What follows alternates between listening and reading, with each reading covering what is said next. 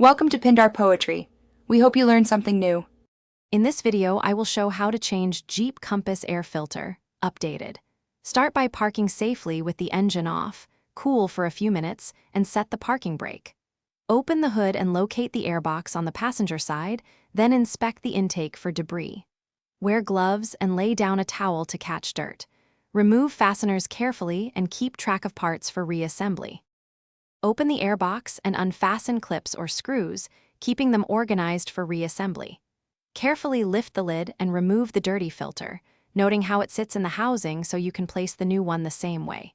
Use a small vacuum or damp cloth to clear any debris from the box and intake snorkel to prevent contaminants from entering the engine. Check the seal and clean mating surfaces before installing the new filter. If you're finding this helpful, please subscribe and hit like so we can keep making useful car videos. Quick recommendation. I recently read a book called The Simple Path to Wealth that changed how I think about money and long-term planning, and I thought you might enjoy it too.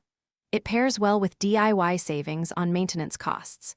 Check the description for the link and deals, and now let's get back to the video. Place the new filter into the housing in the exact same orientation to ensure proper sealing and airflow. Replace the airbox lid, fasten all clips and screws snugly, and double-check that the intake hose is seated correctly with no gaps.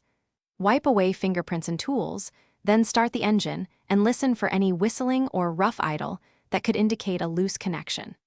A quick road check confirms everything feels right and runs smoothly. Thanks for watching. Consider subscribing if we helped you.